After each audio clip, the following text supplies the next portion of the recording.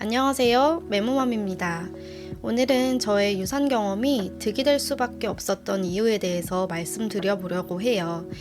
최근에 친한 친구가 두 번의 연달은 유산을 겪게 되면서 같이 이야기도 깊이 나누고 위로하는 시간을 가졌었는데요. 저도 유산을 경험하고 또 소파 수술까지 했었기 때문에 친구의 아픔에 공감도 많이 되고 그때의 기억이 많이 떠올라서 정말 너무 속상하더라고요. 그럼에도 이 유산이라는 경험을 통해서 얼마나 마음이 단단해지고 성장할 수 있었는지에 대한 이야기를 나누면서 친구와 조금 더 풍부한 위로의 시간이 되었던 것 같아요.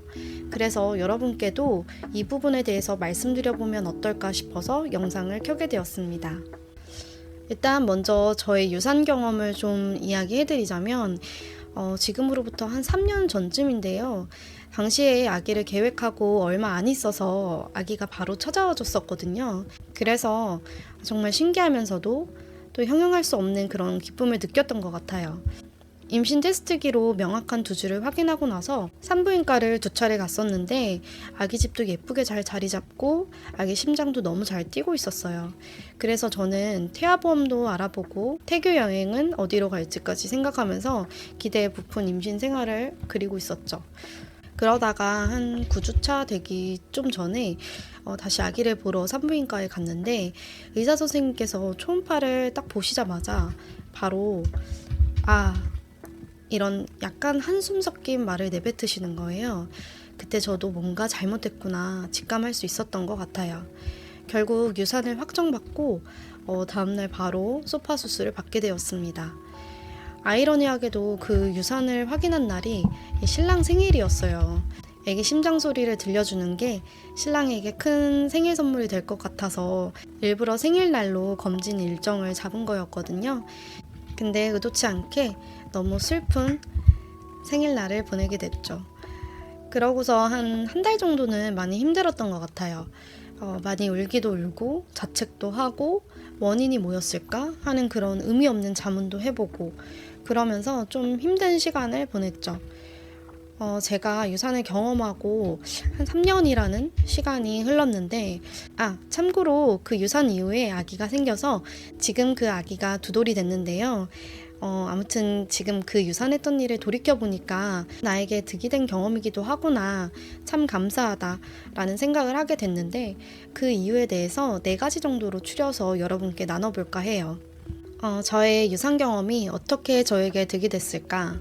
첫 번째로는 신랑과 더 돈독해지고 가까워질 수 있었다는 거예요. 제가 느끼기로 결혼이라는 걸 하면서 신랑과 저에게 이런 선이 만들어진 느낌이었거든요. 근데 그 유산이라는 힘든 터널을 지나면서 함께 극복해 나가다 보니까 이 선이 훨씬 더 단단하고 좀 굵어진 느낌이랄까? 굉장히 우리의 관계의 밀도가 쫙 채워지는 느낌을 받았거든요. 특히 유산한 후에 신랑과 일주일 동안 여행도 떠나고 맛있는 것도 많이 먹고 대화도 많이 하면서 즐거운 생각들로 채워나가려는 노력들을 했던 것 같은데요. 그런 시간들을 통해서 신랑과 더 가까워지는 시간이 되었어요. 그리고 앞으로 인생에 큰 어려움이 와도 이 사람과 이렇게 서로 힘이 되어주면서 이겨내야겠다 하는 생각을 많이 했던 것 같아요.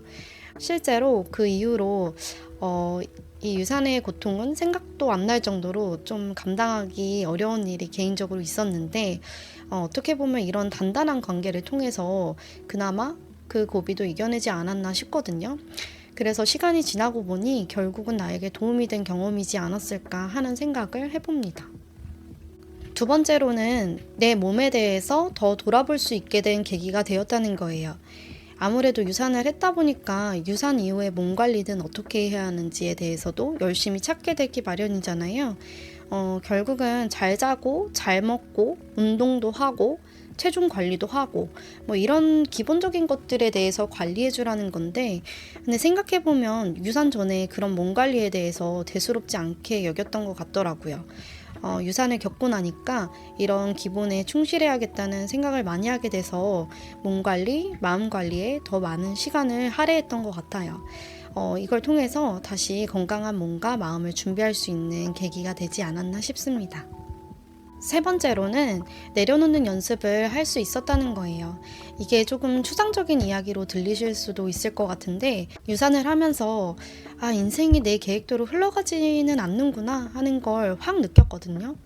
제가 좀 꼼꼼하고 계획적인 사람이라서 막 엑셀표 만들어가지고 아기 계획도 쫙 세우고 여러 노력들을 했단 말이에요. 근데 아기가 너무 빨리 제 곁을 떠나버리니까 사실 약간 무력감도 느낀 것도 있긴 했지만, 동시에 이게 내 의지의 영역이 아니구나 하는 걸 깨닫고, 제가 제 의지와 생각대로 하려던 것들을 조금 내려놓는 연습을 하게 된 것 같아요. 아까 말씀드렸지만 지금 두 돌 아기를 키우고 있는 상황인데요.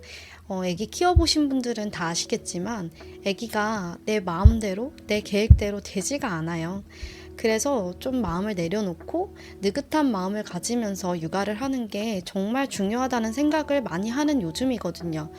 그러다 보니 저는 이 유산이라는 경험이 그런 어떤 내려놓는 마음이 무엇인가 하는 걸 느끼게 해준 경험이 되지 않았나 하는 생각을 해요. 마지막으로는 저의 이 유산 경험을 통해서 다른 사람을 이해하고 위로할 수 있는 폭이 넓어졌다는 거예요. 임신을 해본 사람이 임신한 사람을 더 잘 이해하는 것처럼, 저도 이 유산이라는 경험을 해보니까 유산한 사람에게 더 잘 공감하고 또 적절한 위로를 건넬 수도 있다는 점이 참 감사한 것 같아요. 더 나아가서 유산을 경험한 분들에 대한 이해뿐만 아니라 그 연장선상으로 그 생명의 소중함에 대한 생각도 많이 하게 된 것 같은데요. 예를 들면 예전에는 밖에 다닐 때 애기들을 보게 되면 그냥 정말 귀엽다, 애기들이 예쁘네, 이 정도였는데, 유산한 이후로는 애기들을 보면 저 아기는 얼마나 귀하게 태어난 아기일까, 저 아이는 저 부모에게 얼마나 소중할까 하는 그런 마음이 생기더라고요. 이런 마음이 살아가는 데 있어서, 또는 지금 육아를 하는 데 있어서 더 넓고 트인 시각을 준 것 같아서 참 감사했습니다. 제가 유산했던 그때를 떠올려 보면 왜 하필 나한테 이런 일이 생겼을까 하면서 자책을 많이 했던 것 같은데요. 근데 좌절하지 않으셔도 되는 게, 일단 유산이라는 것 자체가 태아 3명 중 1명은 유산된다는 보고가 있을 만큼 굉장히 흔하기 때문에, 생각해보면 나한테 그 확률 높은 일이 일어나는 게 이상한 일이 아니었던 것 같아요. 그리고 아시다시피 그 초기 유산의 상당 부분은 염색체 이상으로 발생하기 때문에 엄마 아빠 잘못이 전혀 아니기도 하고요. 그래서 혹시 이 영상을 유산을 경험하신 분이 보고 계시다면 그런 자책의 시간보다는 배우자와 충분히 슬퍼하고 충분히 위로할 수 있는 시간들 많이 가지셨으면 좋겠고, 또 이 경험을 통해서 몸과 마음도 더 단단해지는 시간이 되셨으면 좋겠어요. 우여곡절이 컸던 만큼 좋은 엄마, 좋은 아빠로 곧 아기를 만나시게 될 거예요. 끝으로 특별히 반복 유산이나 중기 유산을 경험하신 분들은 감히 제가 상상도 할 수 없는 큰 아픔이기 때문에 그런 분들께 혹시라도 이 영상이 마음을 어렵게 해드리지는 않을까 걱정이 되기도 하는데요. 그럼에도 또 누군가에게는 유산이라는 경험에 대해서 생각을 전환해 보는데 좀 도움이 되지 않을까 싶어서 저의 경험과 생각을 영상에 담은 거니 부디 너그럽게 봐주셨으면 좋겠어요. 혹시 여러분들도 관련된 경험이나 생각을 나누고 싶으시면 편하게 댓글로 남겨주세요. 오늘 영상은 여기까지 하겠습니다. 감사합니다.